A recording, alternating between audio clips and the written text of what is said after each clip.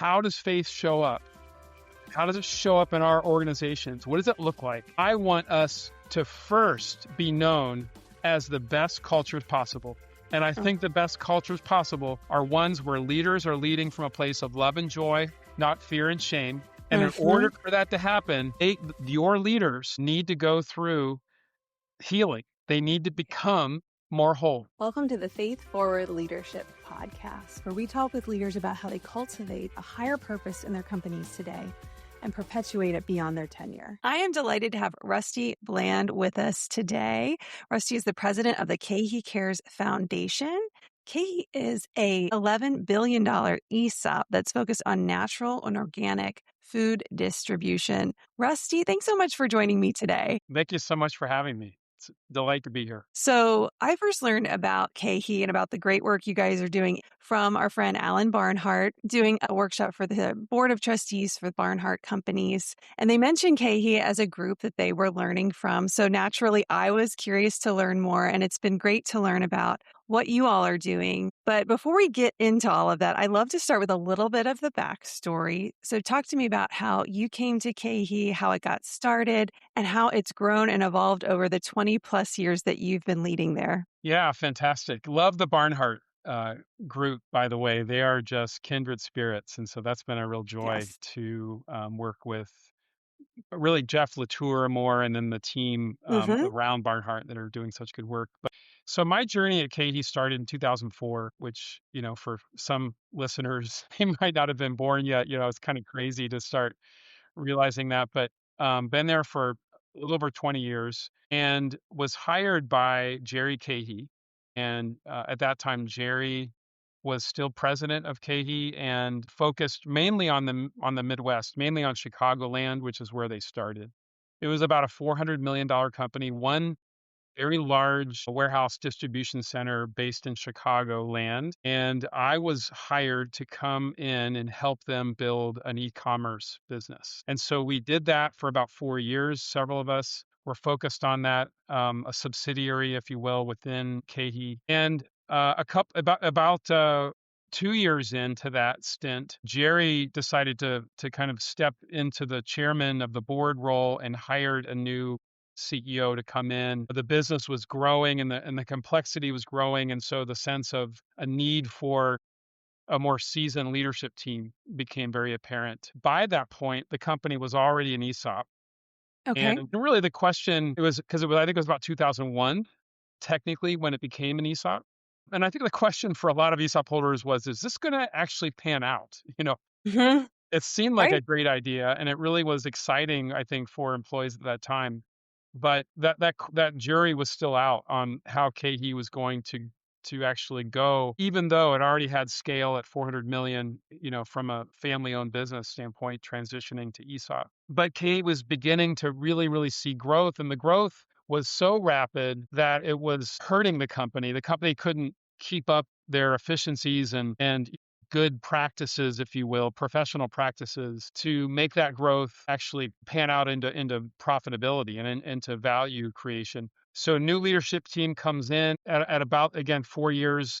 For me being there, I was asked one morning after a group of us were praying, which is kind of interesting, a small group. And I still remember Karen Goodwin, and she prayed that God would move in HR. And an hour later, the CEO, who was not in the prayer group, called me into his office and said, "Rusty, I want you to take a job in HR." Wow. One of those things where for a marketer and someone, my profile was more like business development, if you will, and sales oriented. To be asked to move to HR wasn't the first thing on my list. Let's put it that way. And I kind of felt a little bit like Jonah getting the call to go to Nineveh. And, but, even I can discern in that scenario that that's how God works, is we pray and he equips, and sometimes he equips as we go, and sometimes he equips before we go, and sometimes, well after we go, but he sent me to HR for what I didn't understand at the time was going to be really kind of the journey of a lifetime for me and in my career. And so, that's 2008. And then, about 10 years later, I'm actually running HR, which is kind of this crazy journey for me personally, and that included mainly the culture side of the organization and how to steward the culture, how to grow the culture, and I learned really during that stint of going from being a brand, thinking about brand as a marketer. And when you think about brand, it's really what do consumers think about our product, if you will, or our company, our organization. And the shift that God did in me was how does the experience of work when people come in, how do they experience work? How do they think about work, frankly? And so I could see how God redeemed this passion for branding to really this passion for his kingdom manifesting and coming to employees of KeHE really is kind of the journey that I went on personally. During that time, KeHE, as you mentioned, is now in that $11 billion zip code and from 400 million at that time and really in the grocery industry. So KeHE serves consumer oriented facing grocery retailers across the US now. We have 18 different locations. Wow. So we're about 5 hours away from any consumer in the continental US. And we do also have ways of getting product to Hawaii and to Alaska, and also to the Caribbean. And so anyway, we're mainly focused in kind of these areas around the U.S. and have thousands of retailers now, and we buy from thousands of suppliers, and so we have about $1 billion of really great food product in that what would be called the specialty, natural, fresh, organic marketplace. Mm-hmm. That's where we serve. The company is an ESOP, as you mentioned. It gives away 10% of its net income. And Wow. those dollars come over to the foundation that now I lead. About 2 years ago, I pivoted from leading the HR culture function at KeHE over to running the foundation. And so that's Mm-hmm. what I do day to day now. It's just been this blessing and journey of a lifetime for me, and so much learning and so many opportunities ahead, and so much to learn. So yeah, that's kind of the summary. That's amazing. I love seeing how God kind of he equips the called in your journey.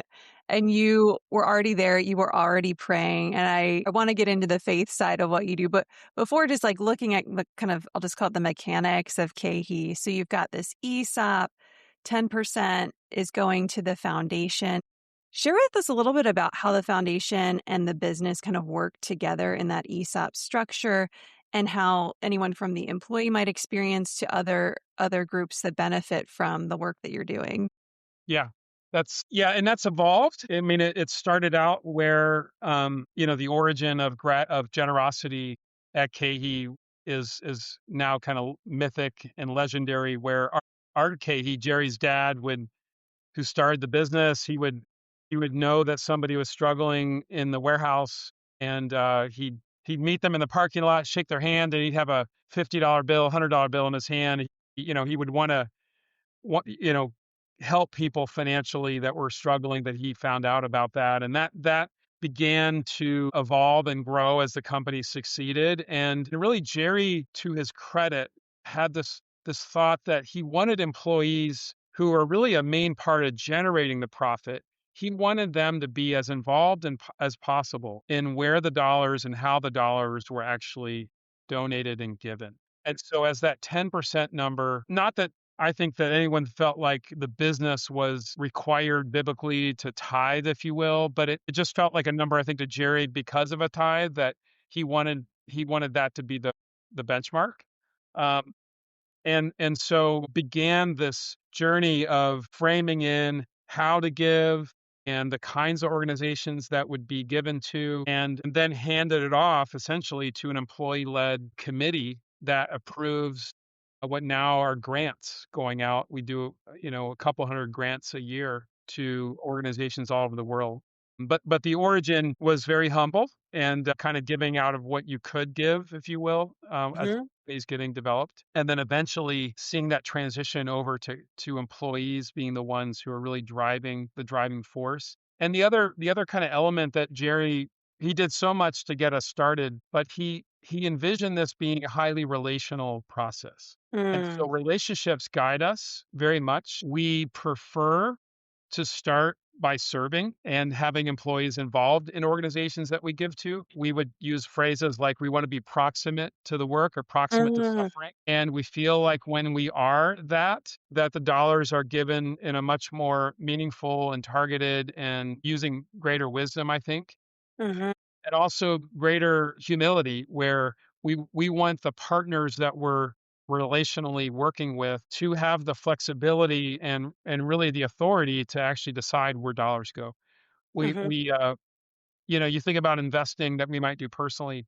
People will often say, well, invest in what you know, invest you know, in terms of the relationships of the leaders that you know even, and you invest in leaders even before you invest in businesses oftentimes. And we feel similar about our giving is that we really want to know the leaders of these organizations. And so we tend to give towards smaller founder-led, even entrepreneurial organizations. And so we think about it in three ways is that we want to serve. That's kind of the first, our starting point is to serve. We then think about investing and then we think about equipping.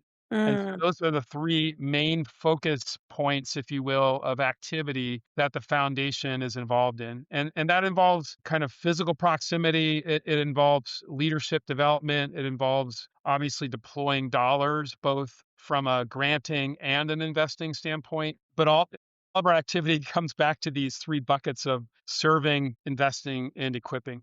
mhm. And so again, started out very small, very, very, very humble. Now we have 37, we did 37 serving trips with KeHE employees in 2025.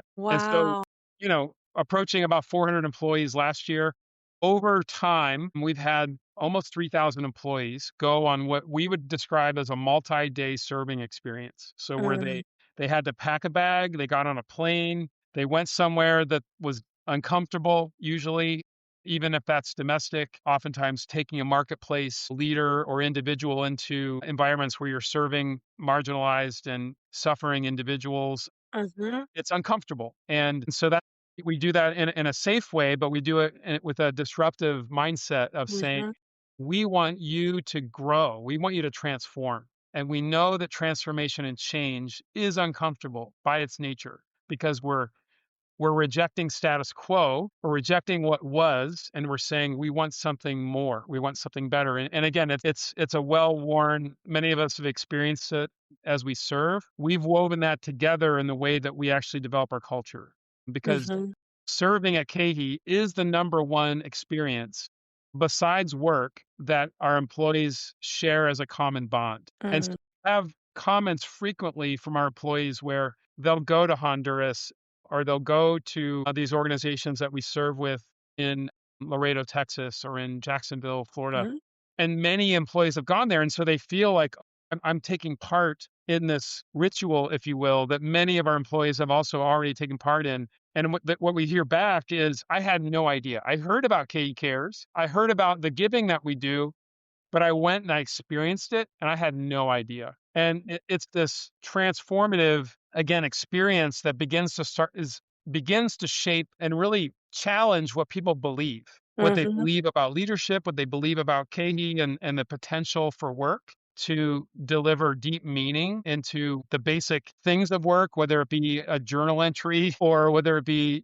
you know, packing an order of food, going out to a retailer, whatever that job might be, that a much deeper meaning begins to form for employees around that as they serve. And mhm, so serving is really in many ways the heartbeat of what I'd say is distinct about us. And then that flows into our investing and it flows into our equipping and it really informs it in so many ways. So that's just kind of a starting point, that this idea of serving, investing, equipping, and then the idea that serving is at scale has been such a critical part of shaping who KeHE is today. mhm. I love that focus on serving, and you see how that would naturally pour back into the company and the values that you have inside the organization.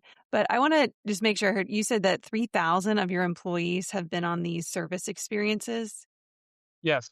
Yeah, Wow. we've had, again, it started when I talk to organizations or groups that maybe aren't really there yet. I really want to emphasize that we started with one.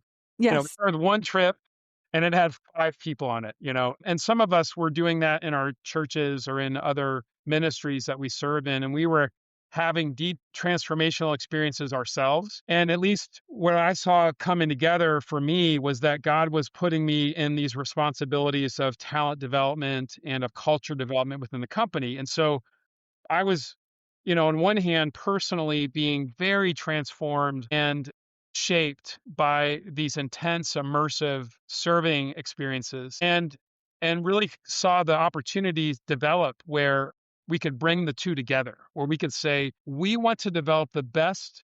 Let's use the words of the marketplace. We want the best athletes possible, right? We want to win in the areas where we're competing. We want to win. We're not doing it. We're developing a hobby. We actually have a business for profit.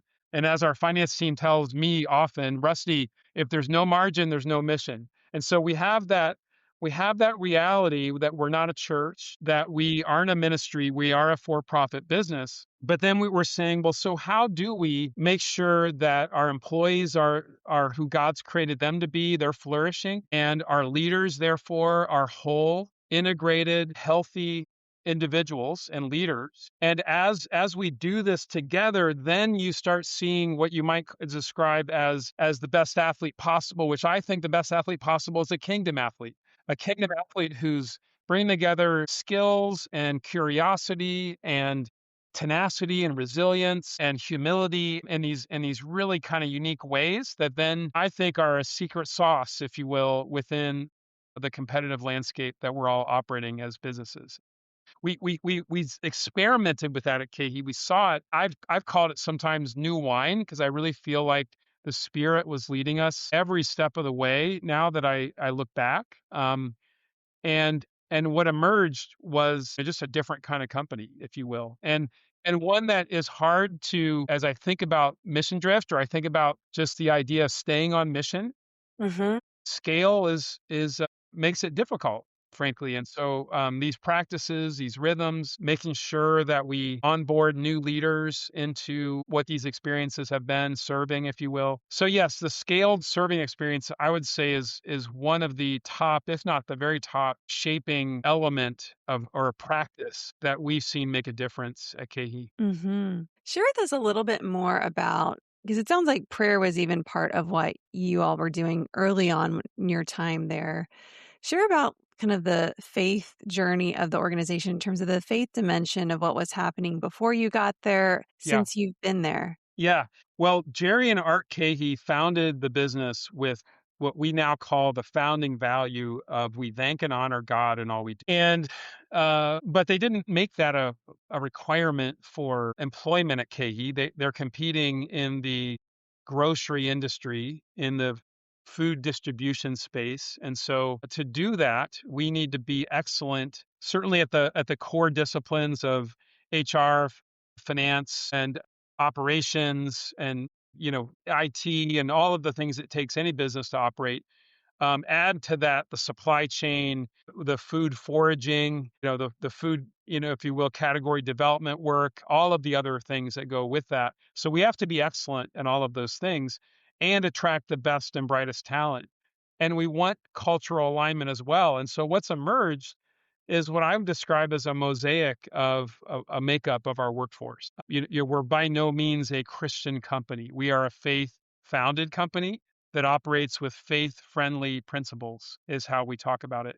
And so this idea, for me anyway, of suddenly finding myself in a culture champion, kind of a job, if you will, of being a practitioner and a champion of the culture at KeHE. That was my task. When I went to work every day, if I measured my success, it was, well, what have I contributed to making KeHE a better and a more competitive culture? And so in one hand, I had this idea of thanking and honoring God in all we do. How does that show up? How do you operationalize that? And frankly, I would argue that ESOP is an example of how faith shows up, because now you're saying, I actually don't want to create wealth for two people or a handful of people. I'm actually taking the wealth creation opportunity that business affords, and I'm spreading it out throughout the entire organization. That's a very biblical principle in my mind, and that's a way that faith can manifest to do that well. But the other elements, for us, I would say there's a couple of main ones. Serving, we've talked about, because if you look at scripture and you look at this call of Jesus, even in Luke 4, saying that he came to do this Isaiah 61 mission, if you will, Mhm. of being anointed to bring good news to the poor. And that looked like physical healing and physical redemptive activities and this restoration of things that have been broken and have been, you know, sight being restored to the blind. It had all Mhm. these really, you can make those very specific examples, but I would argue they're also metaphorical for all of us as believers as we walk out this call of justice, that we are to be bringers of justice and this kingdom of this redemptive kingdom of restoration, back to Eden, back to the way it was, this garden image, if you will. And so, and I don't want to, I'm not trying to sidestep at all the faith conversation, but it was for us the calling for a few of us who were really, really bathing. Bathing everything in prayer. I mean, doing prayer walks and blessing walks around our facilities. I mean, we sprinkled so much anointed oil around and still do, right? Around the perimeters of so many facilities. And so all of that was happening. But what I saw God do in addition to that, maybe from that, was he started involving all of his image bearers in this work. And so even people that maybe aren't stepping into church, they don't even understand this biblical mandate, they began understanding and really finding purpose and passion around this restorative, redemptive work, if you will, that we started saying, man, it feels like people are actually being the church, if you will, before they're actually going to church. Mm. And it was just kind of this really cool. And for some, that was the journey, maybe to church for the first time, or this return to faith that had been, for various reasons, had been broken in their lives, and that relationship had been we saw it become and continue to see this restored relationship with God happen as people are serving and doing this restorative work of the kingdom. And Mhm. so, yes, I would say faith manifested has been about flourishing. It's been about John 10:10 and the work of abundant life in our employees' lives, in the lives of these marginalized communities where we go serve, Mhm. and in the lives of the partner organization that we're serving with and through. Those are Mhm. kind of the three communities that I think about quite a bit. That, again, we have these marketplace leaders and employees at KeHE, and they're going to serve in, let's say, a poor community in Honduras. Mhm. And we're doing that through Mission Lazarus, Honduras. And what we're seeing is that if we do this well, we do it relationally, we do it with this abundant mindset, and we see flourishing happening in all three of those, if you will, communities or individuals. So that's how faith has kind of shown up. Now, are Bible studies happening at KeHE? Absolutely, they absolutely do. We have a prayer call that happens every week with the whole company, and then we have lots of pods, if you will, that are organically happening. We've been big attenders of the Global Leadership Summit for Mhm. years and years and years. That's been a very meaningful part. And then, we have serving happening literally every month. And those are happening with organizations that are very faith focused. And, why that they're serving in Honduras, why they're serving in Laredo, Texas, or Jacksonville, Florida, or all these other areas, Nepal, Kathmandu. It's because of Jesus. And so as our people go and serve there and they ask these organizations, gosh, why are you serving here? That's a fun conversation for me to listen to, and one that I want to really shepherd and honor. But I know that oftentimes, and really mostly, that conversation isn't for me to have, because I feel really protective of this talent role that I have within the company. And I never want somebody to feel like they're getting an opportunity because of their faith. It's important that people get opportunities because of the quality of the work that they're doing in the industry that we're serving, the customers that we're serving. I think when you get those things mixed, people, I think things can get sideways quickly. Sure, sure. Yeah, you do have to be really careful as you encourage people on their faith journey. and you are building the culture in the process. I'd love to hear from you a little bit about some of the impact you've seen, or we call them God stories that you've seen after, being at KeHE for over 20 years and taking these intentional steps to organize the service trips and recruit people to go on the service trips and figure out how that works with their other work that they have to do. It's a lot of effort to do all of this. So share a little bit about how you're seeing God show up in the midst of this. Yeah, there's just so many there's so many stories. There's so many micro stories that aggregate to this bigger narrative that God's writing. And I think one of the things about being a follower of Jesus over time is when you see the changes that happen in people's lives. And that may be it when you go to church and you do life together with families and you see kids, or you see prodigals return, or you see, oftentimes the husband finally comes and turns his life around, or all this, life change. Life change tends to be one of the most powerful witnesses, if not the most powerful witness. And I've seen person after person move from a place of really even resistance to the idea of the things that we're doing that are more serving as traditionally thought of as like a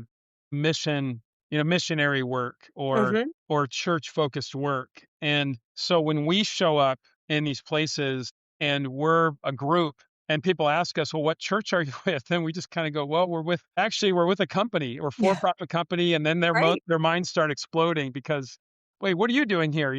Yeah. And they maybe not be talking to a person who is a person of faith, because we're bringing people out into the field who they've been prepared for the experience, but they may or may not be a person of faith. And so it's a paradigm, again, that has been different for us to see how serving and then coming alongside, this question of faith, and seeing people that were resistant to it come to be just adamant supporters, Hmm. and across, all the way up to the C-suite, and then across different disciplines within the organization. So life change has been profound. Hmm. And I would say the other thing that we talk about frequently is leader wholeness. Mm. Something that I would do want to get into is this: what's formed from all of this is this goodness collective that Hmm. has recently launched. But one of the elements that's been foundational around why we even did that is this belief that if you want a kingdom honoring culture, that what I believe is number one on God's list is how we love people and how we show up for people. Hmm. And if you're a company of any size, what that means is that, and you're the owner, you have influence over leaders. You are now outsourcing the experience of your employees to somebody else, right? So consider a company of five, and it's you and I are our co-CEOs. We have five people in our organization below us. We have an immense amount of influence over their experience. And you and I would own that. We would just own it.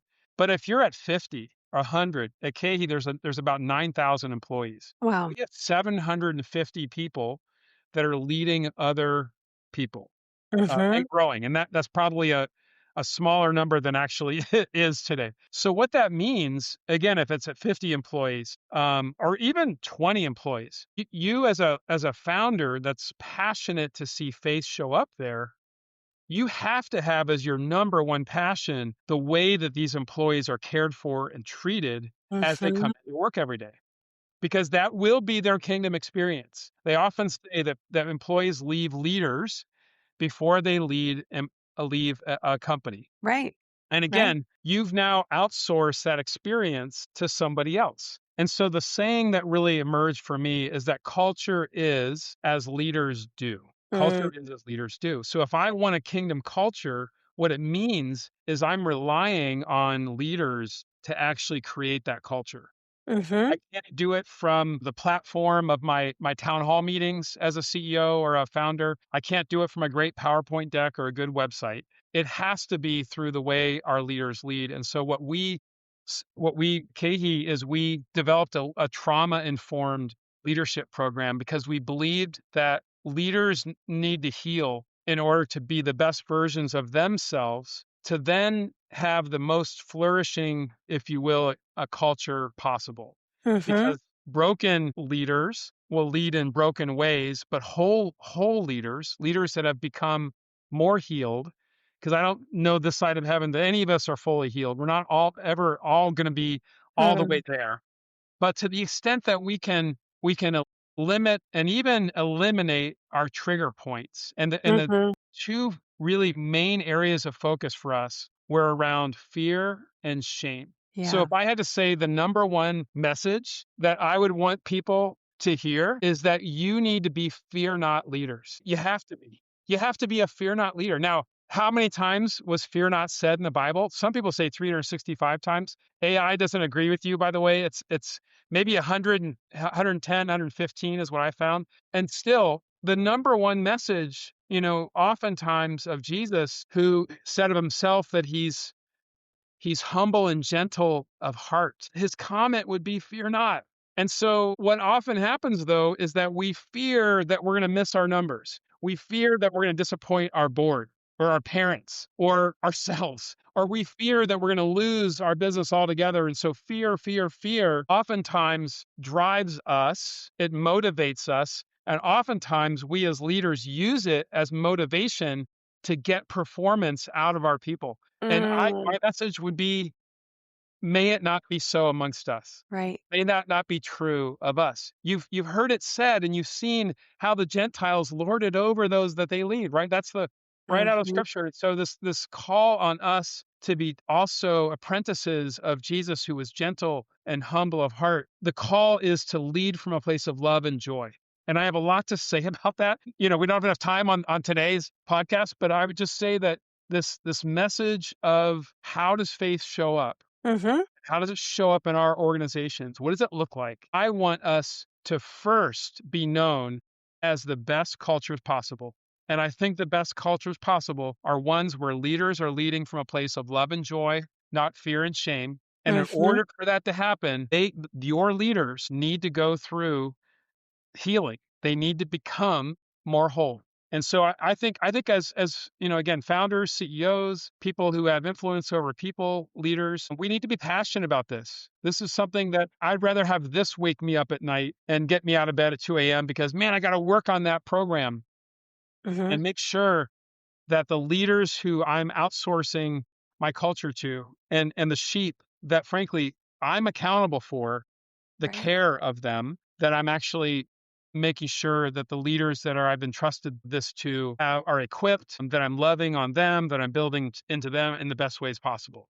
I love that emphasis on seeing people as whole people and also understanding that we're all broken, whether you're a follower of Christ or not, we're all broken and we all bring in that baggage to the workplace that we have from our upbringing, from our argument we had before work, from all of that. So that sensitivity, I have to ask, how did you all start developing this wholeness focused leadership program with that trauma informed lens? How did you guys come about this and this emphasis? Well, I would say, to God be the glory for one, because it has felt that he's, as I said earlier, he's been one step ahead leading us. Mm. And there, in this case, our CEO was in a small group, and that small group was going through materials that was focused on how to become the best version of yourself. How to really kind of, what does it look like for the John 10:10 abundant life to Right. be flowing out of you as a person? And as they were studying that, they got into kind of how biblical thinking, or biblical truth, that you need to be, have a renewed mind, Mhm. renewed transformed mind, and then as you do, you start understanding God's will for you in a more significant way. You go to Romans 12:1 and 2 and kind of think about how does that actually look from the lens of neuroscience today. Mhm. And what's fascinating is neuroscience has started to agree with these biblical principles of truth, Mhm. which, no surprise. And so we started out of this small group that our CEO was in. He asked if I would help lead our senior team through this 7-8 week study Mhm. that would lead us on this path towards being a more holistic team. that Mm. we as individuals would learn about our trauma, be able to talk about it, understand it, and then get some practical tools and tips to help people, kind of untrigger, if you will. Yeah. And so, hey, we know, Rusty, that you trigger frequently in these situations. And we love you, brother, but we're going to come around you and say, that's not the best version of you. And I'm in Mm. agreement. Like, no, I don't want to be that person. I want to be this person. So, even helping people identify what the best version of themselves looks like, and then start to identify what the lesser than best version. That was a very low confrontational and kind of unifying experience as a senior team. And so we went through this, and the senior team was just overwhelmed by our own personal growth, how we were changing. And we decided that every leader in the company needed to go through a training. And so I brought I had a leadership development team reporting to me, and I kind of brought them around this, being a whole person, thinking about like how Covey talked about it as well, Stephen Covey, and all the Covey materials around speed of trust. Mhm. And we thought that was such a, they had this mind, body, spirit kind of paradigm that, agrees again very fully with how scripture thinks about us in that same way. And so I brought a, kind of marketplace talent development team around these concepts. And we developed a training that we took about 1,000 of our people through. And again, coupled with the serving that we were doing, we saw this change start to get embedded. The language started to emerge when people Mhm. were able to talk about things like best versions of themselves, or even kind of get into areas of personal trauma that normally is taboo at work. We for us, it became kind of a safer place for people to say, no, we want you to be able to heal, and we're not expecting you to be perfect. We expect you to be on the journey. We expect you to be in this transformational process because we're all going for something better, if you will. And so as that came from the very top of the organization, it was really amazing to see the way that really kind of transformed us at a very critical season. We were struggling as a company. We had just acquired a very large competitor, and the competitor was different enough from us that the Mm. process of putting these two companies together, in fact, finding the synergies and finding the points of integration were not going well. Yeah. And we kind of doubled down on more of a surrender posture, and God really honored that in incredible ways. Really, really, and the blessing that we saw financially. I'm not saying that that's not always how God's kingdom flows in that way. I'm not a prosperity theology person, gosh, in any way. Yet I can testify to almost a repentant spirit, if you will, and a spirit of lowliness that end up producing a multiplier effect on results that continues to flow even, I think, to today in the company. So, yeah, That's really amazing. amazing story. Yeah, thanks for sharing that. I love seeing how I think this story is a great example of how what our personal abiding, in this case, the CEO and the leadership team, you all abiding influence the business because as God was teaching you outside the company, it influenced what you did inside the company and following that nudge from the Lord to, hey, what would this look like to do with the leadership team and how might we scale this and now scale this with acquired companies whose culture is going to be really different and how do we just promote that wholeness? I love seeing how God speaks to one and it can influence the whole business. Yeah, I think that's a good summary, I think. And I do think people at times will shy away from having conversations around wholeness and having conversations around vulnerability because they fear the performance will tank in the business. And I do think that there is a caution point where we don't want to create a country club. That's not what we're developing. We're not we are this isn't a kind of a lazy river kind of thing where you're jumping on rafts and you're floating around. It's there's intensity, particularly when we think about the purpose around our work and how when we create more profits, we're transforming and saving lives all over the world. And if our profits are lower, we're unable to do the amount of work that we would like to do. And so there's a direct correlation to people in great need that we just can't be lazy about the Yeah. efforts. Right? And so I do want to acknowledge that that can be, if you're not holding in your hand two things at the same time, of the flourishing of your people as the goal and high performance. And Mhm. those are not incongruous concepts, but they can get out of balance. And you can let high performance drive you and be an identity creator. That can happen in the church. That can happen in your life personally. It can happen in our homes where it's performance, performance, performance, Mhm. of the word abiding. And I think also kind of this idea that flourishing is a byproduct of abiding. I think Mm. we want to bear much fruit at the vine. We can do nothing. And so Right. this abiding and this flourishing, if you will, and high performance are things that I think are very congruous. And I think they're at times they're linked directly. Mm. You could say flourishing is fruit. You could also say performance is fruit. And you could kind of do the opposite around, kind of this abiding spirit moving at the pace of Jesus is something Mm. that I want to frequently kind of own myself and ask myself and hold myself accountable to that. But yes, I do think that people can fear the notion of abiding or even of emotional intelligence or of wholeness because they fear the loss of performance. And I think the opposite is true. I think if you're not abiding, performance can still happen, but it's shorter term. It has always going to have negative consequences to it, fallout, if you will. Mhm. And oftentimes it's people that get hurt, steamrolled or burnt out or flame out or a number of other situations that we see so frequently now in the marketplace. You see it in ministries.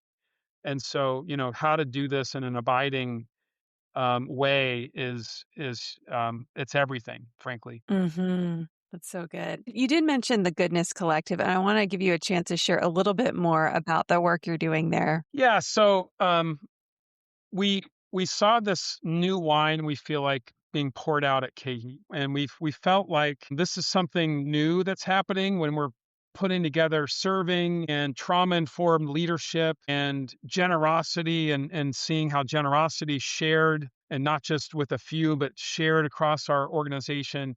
And then really kind of the wrapper is also this idea of caring for employees. And so we saw that shape KeHE, and we saw many things that we experienced and we engaged in were more common, if you will, and important. We engaged with the table group and with Patrick Lencioni, and that work was very foundational for KeHE. I mentioned Covey and the speed of trust and four disciplines of execution and other concepts around Covey were huge. And but we said, okay, those guys are doing that work. But what was unique about KeHE that maybe if we actually brought some of that work into the foundation, that we could give away to other organizations? And that was a bit of an exploration exercise, talking to other companies and saying, hey, can we help you? And then also receive help from them. And so, because we want to get better, we want to be the best kingdom oriented organization that we can. And what emerged were four areas of practice that became a framework that over time we felt like the framework was less about KeHE coming onto the scene with all of the knowledge Mhm. and hey, if we do this well, everyone can be like us, be like us. Right. Instead, it was, wow, like he's poured new wine out in lots of places. Mhm. And what if we formed a collective that, as we aggregated that learning around the framework of four areas of practice, it became this collective knowledge base and this ginormous encouragement circle and learning community. And so that's recently been named the Goodness Collective. Because if you think about the idea of God's nature, one of the terms that I think maybe describe, and he describes himself, he says like all my goodness, he talks to Moses with those terms, like all of my goodness. There's a sense of Yahweh and of the great I am, and it's wrapped into this idea of goodness that is flowing towards us 24 hours a day, 7 days a week. And so I love the phrase goodness. I love that word. And because it takes lots of forms and shapes. But it all comes back to honoring and glorifying God, who is the the source of goodness, of all goodness. He's the source. Mhm. And so the Goodness Collective is a collective of culture shaping leaders that are in the marketplace, motivated by faith in Jesus and dedicated to flourishing in our organizations and the world. Mhm. That's the purpose of the collective. Around 80 to 85 organizations that are beginning to contribute to the conversation. They're sharing resources, and the as I said, the framework that's formed are these four areas of practice. The practice one is giving and wanting to become and wanting to over time learn how do I of using my resources well as an organization, as a business. How do I do it best in class? Because you can give a $50, you know, write a check to the organization of your choice, or you Mhm. can give half of your profits or a ginormous amount of your profits. But that doesn't necessarily describe what the best in class looks like. There's all kinds of resources like When Helping Hurts and Toxic Charity and others, right? Many of like resources that you've actually written to think about how do we give in a way that's truly honoring what God's done in our organization.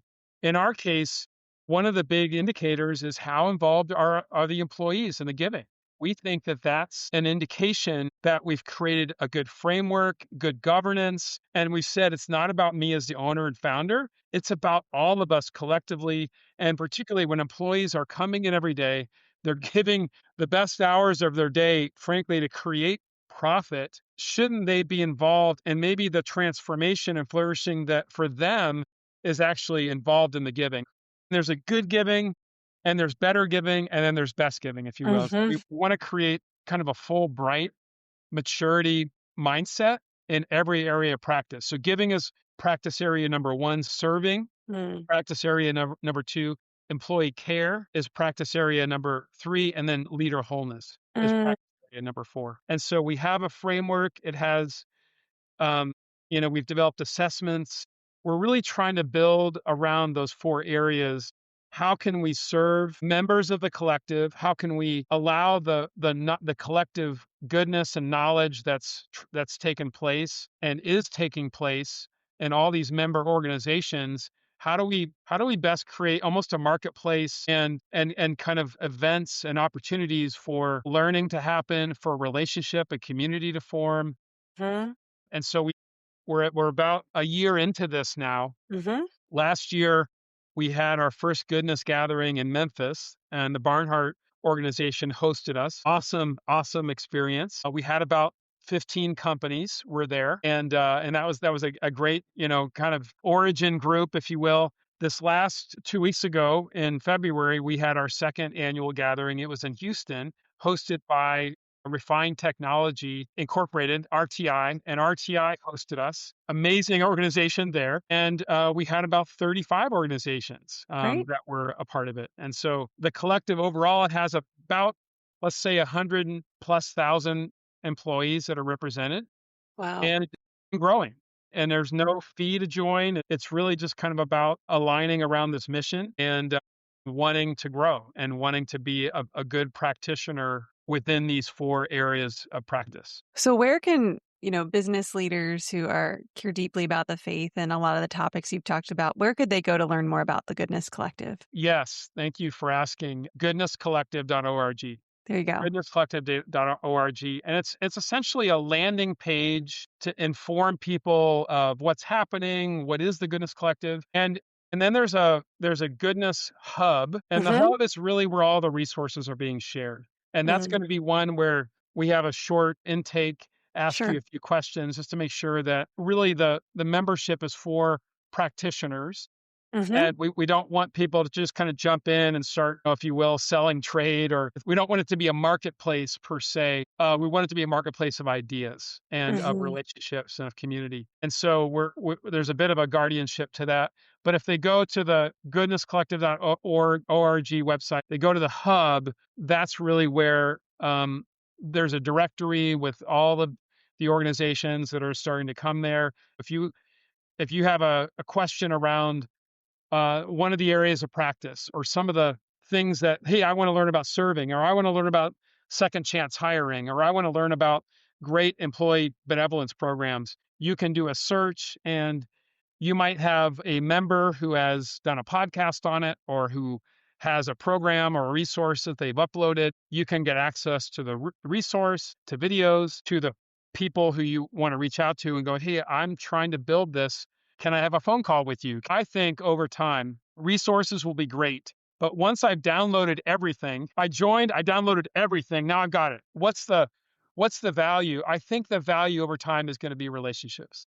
Sure. I think what we've seen so far is that when people join, they frequently will say, I didn't know actually that there's so many other people that are trying to do the same thing that I'm trying to Hmm. do. Like, these are my people.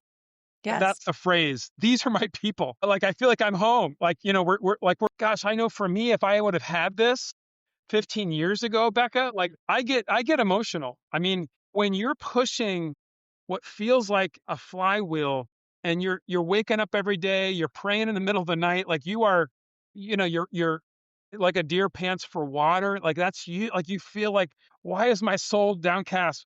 I know I'm called to push this because it's for the Lord. It's what He's done in me, and I want to honor Him. And you think you're alone.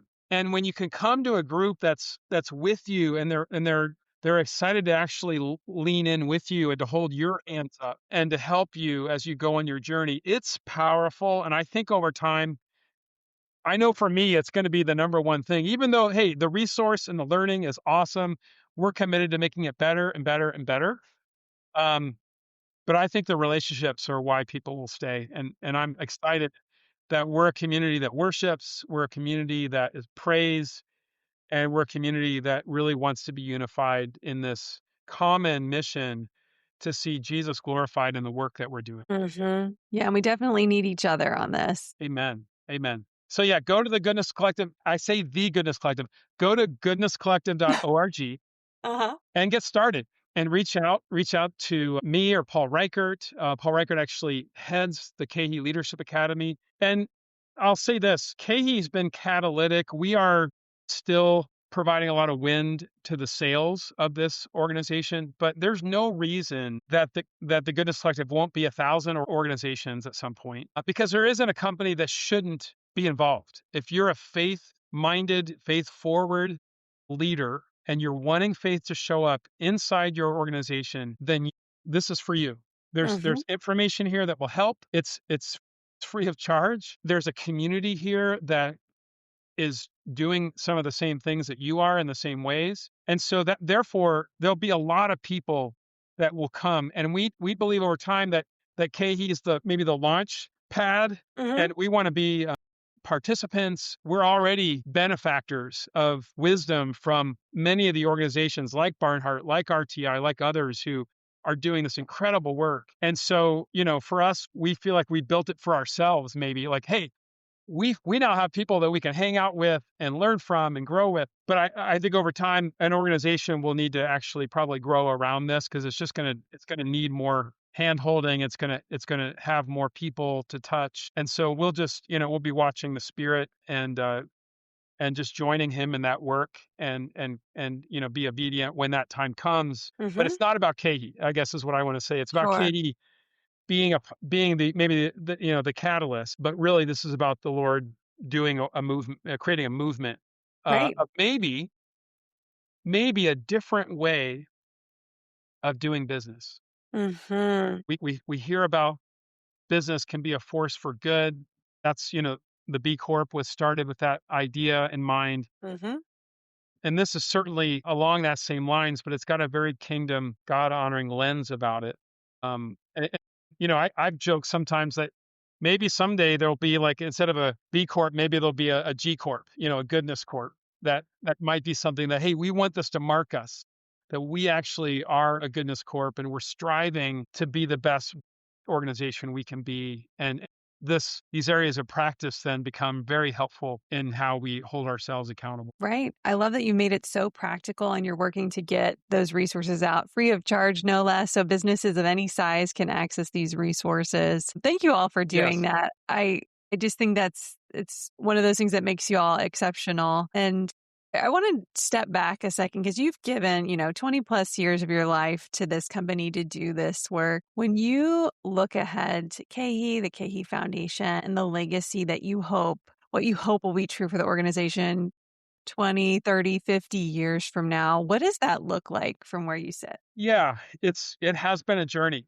And many very wise, godly people have been significant contributors in their availability, their obedience to where we are now as an organization. And so it certainly by no means has been about me, but my only lens that I have is really my journey and looking out of my eyes and considering what God's done in my life Mhm. and what I've seen him do from the availability and the obedience, mine or of many. And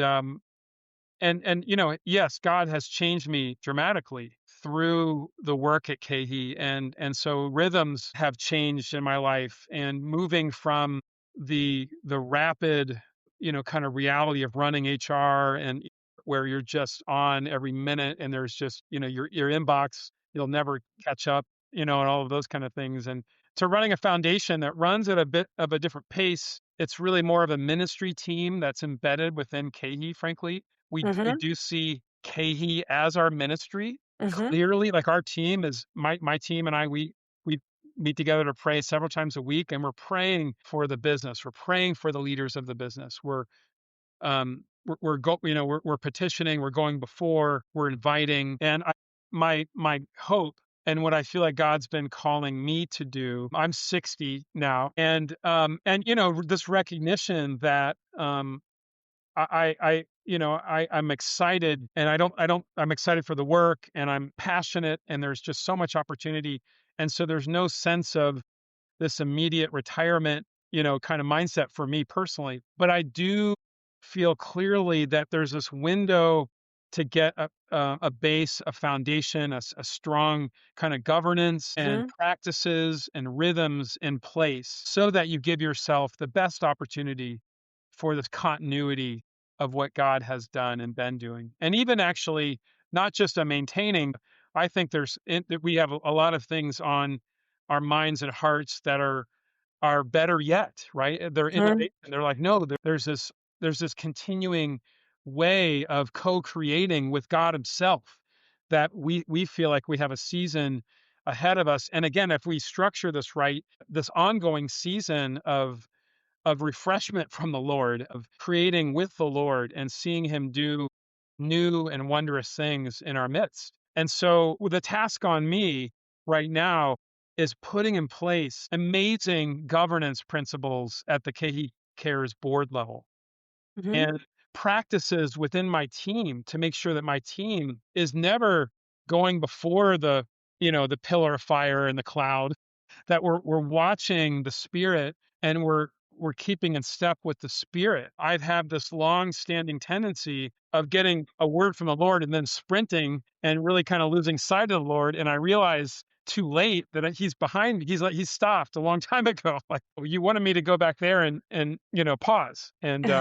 And so just kind of having rhythms of abiding, of building those practices and rhythms into the way that we do the work that we do. I had a really formative call with the spiritual formation leader at IJM, Mm. and I'm such an admirer of IJM, and they go into the darkest places in the world, and how do they do that in a way that they don't burn out and they don't just immediately get serving and trauma fatigue, if you will, and what they said is they're more monastic about how they do the work they do. They consider themselves almost an order of monks, if you will, in terms of the rhythms. And that's been so informative for me and one that we are continuing to lean into and consider how that might look as we engage in the marketplace, as we engage with high performance, best athletes as a mindset, but also doing that in a way that is embracing silence and embracing the need for rhythms of shalom and of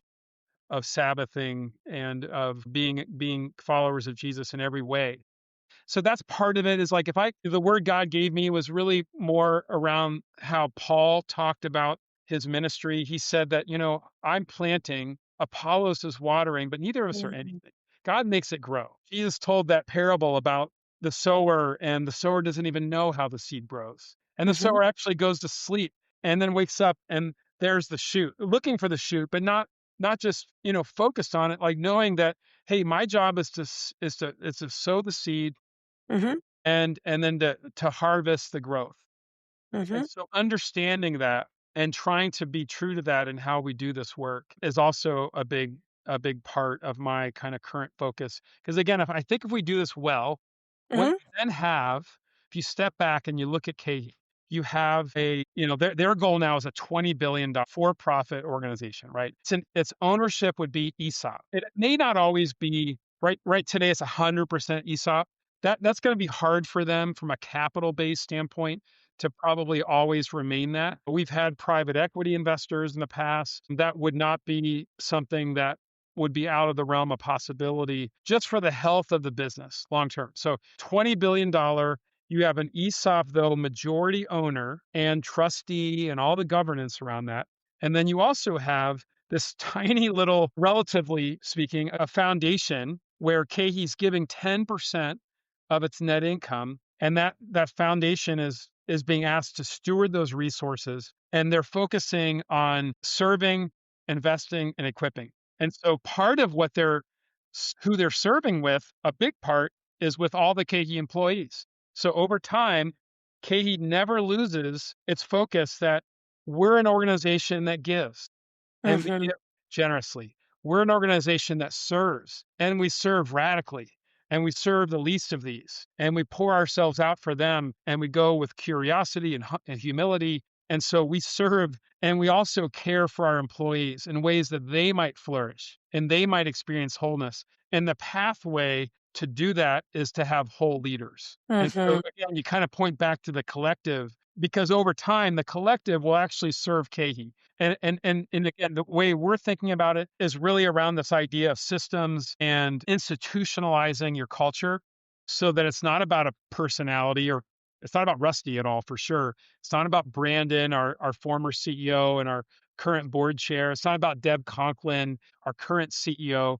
It's about this idea that they've wired that up into every, sinew of the organization so that people kind of say, well, this is just the air we breathe. This is who we are. Yeah. And so we're not there yet. And I don't know that we'll ever be there per se, but that's the work that I feel like God's putting on my heart and in front of me over the next several years, is Mhm. continue doing all of that wire in the walls work that frankly sometimes isn't very sexy. It's not as splashy as, hey, I wrote a big check and I used my funds, to do that. But it is lasting. There are some really good heroes of the faith that have gone before us that we can study and learn from. And that's what we're intending to do. And we want to, again, be faithful to what God's done in our viewing, and give testimony to that so that we can also become one of those faithful stewards of his goodness. Amen. Amen to that. Thank you for sharing that. And as we wrap up today, I'd love to hear what are maybe some parting advice as you look back on your own leadership journey and where the Lord's even led KeHE and KeHE Cares today, just for that leader who's maybe earlier on that journey of what it looks like to integrate their faith at work or bring their faith to work and Yeah. encourage others. What would you share with them? Yeah. I think that's a great question. And I think I'll come back to maybe something that I commented on earlier, because I think sometimes when you hear about KeHE's current state, the size of the company, the fact that there's all these structural support systems like an ESOP that's already been founded and now is, as well is into its 25th year or so, highly successful, have created many, many millionaires, frankly, that are hourly employees. And so, all this great success, right? That people go, oh, well, that's KeHE, that's Chick-fil-A, or that's Mhm. not that we're even in their same breath, but that's some very mature organization that's well down the road. There's always an origin story, and I want people to be encouraged that if you have this spark and this passion to see God show up in your work, and for your faith to matter in every area of your life, not just where you serve at church or in your small group or in ministries you serve in, but in where you're in the marketplace and you're building something. That I just want to encourage you to start small and show up and have a long obedience in the same direction. Don't think about it in terms of, oh, I've got to have every employee, or I've got to have, and fill in the blank with the kind of numbers and the scale and all of that. We started small, and KeHE, when I started, was not a very good culture to work in. It was dark. It was really hard. I really had personal seasons of wilderness with the Lord saying, "Why did you call me here?" Like, Mm, I'm waiting for you to call me out. Like, I knew he called me in, and I was wrestling with him because I wanted to leave.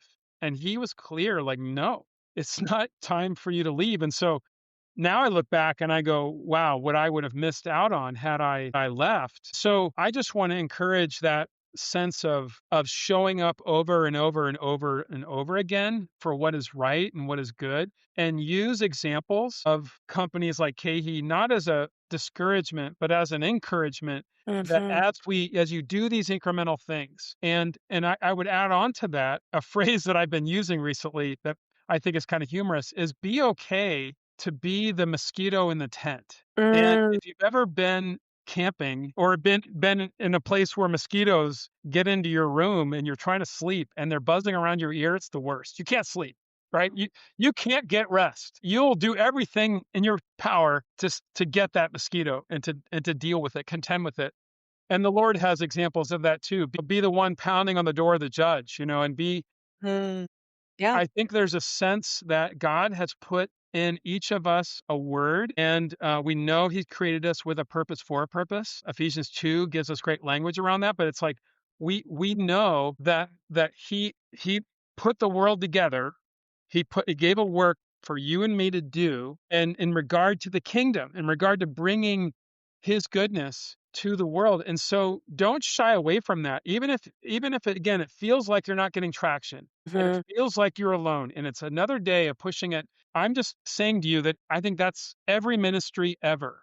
Every ministry ever. Think about the times that Jesus was like, "Oh, Jerusalem, Jerusalem, how I've longed to gather you." I mean, I think the call on us to follow Jesus is one where we might feel discouraged. And so I want to just give people this message of don't lose heart, that there mhm, is an eternal weight of glory that is happening in the spiritual realms that we don't even mhm, fully understand, and it's worthy. It is worthy of the sacrifice and of the work. And yes, do it, but in a healthy way. Do it with rhythms of grace and with rhythms of rest and shalom. But then you come back after that day of rest and you're back at it again. And I just again stay at it. I think be okay to start small. Do one serving trip. I happen to believe that serving, giving, employee care, and leader wholeness is an amazing framework to operate from. mhm. So if you don't have a framework, use it. Use it today. Start Um, there. Small, and don't stop. Keep going. Keep That's going. great. I'm hearing from you, really be seeking the Lord for that word and what He's calling you to do. I think that's so important because I've given talks on mission drift and had mid-level leaders of the organization say, like, Right. I'm concerned about drift. I'm concerned for where Right. my nonprofit's going and things like that. Their questions, so what should I do? I'm like, well, I'm certainly not going to give you the answer that you need to be praying to the Lord because He may be calling you to stay and fight for it, Yes. or maybe He's calling you to lead well from a kingdom perspective somewhere else. I don't know the answer to that, but always seeking the Lord first. And I love the practical advice you're giving. Just starting small, just seek the Lord, try to just sense where the Spirit is leading and start small there and see what God does. Amen. In that, it's for you and your transformation and your greater amounts of Jesus and less amount of you, that Mhm, journey that you're on. And so it's for you. He will use he'll redeem that in your life as you let him, as you surrender that to him. And the other thing is, think about the people of Israel who didn't go into the promised land. There's a sense that sometimes we think, oh, well, God will do this or not do it. It doesn't matter what I do. And I don't think that's true. I don't think that's a biblical truth. I think God's given us a work to do. And if we do not do it, it might not happen, mm, right? It might not happen at your company. And so if you're in a mid level role, or even I was in a role reporting to the head of HR. And I just say this for encouragement, but there were many times where I needed to be the mosquito in the tent. I needed Mm, to risk my own career capital, and thoughtfully, prayerfully, kindly, lovingly make the case and make it over and over and over again and not go away on some topics. Hey, I already mhm. told you no, Rusty. I understand, but remember, I'm a sales guy. So Yeah. what I heard is you need more information from me. What I heard is you just didn't get enough of the features, advantages, and benefits of Huh? what needs to happen here. And so, at times I think that's true about many of us, where we need to kind of develop the resilience to be influencers from the middle and Mhm. influence up and sideways in every which way that God allows. Because think about the times over and over and over again that God would just say, look, I'm going to go before you. I know they're bigger than you. I know they have more title and more this and that, but we're not fighting against flesh and blood, right? We're not This Mm. isn't a war about what's seen. This is the unseen areas that we're trying to actually advance. And so God goes before us, and I think we can take heart in that, and don't let the immediate results that our eyes can see be that which drives your motivation and your behaviors. So good. Well, I think we can all take encouragement from this. And I love just seeing how along your journey, God has gifted and equipped you to do this work from the sales experience, leveraging that in your HR experience, and now leading the foundation. Thank you so much for sharing your experience with us today, for sharing what God's been teaching you along the journey. I think many, including myself, will be blessed by it. So thank you so much, Rusty. Praise God. Yeah, thank you, Becca, for what you're doing. And it's just exciting to think about all the ways that, you're going to impact so many companies. So thanks for having me on. Thank you so much for joining us today. We hope this was helpful in your leadership journey. On behalf of On Mission Advisors, if there's anything we can do to help you better define, protect, and champion what matters most in your company, please reach out and contact us. We'd be happy to help you as well. Until next time.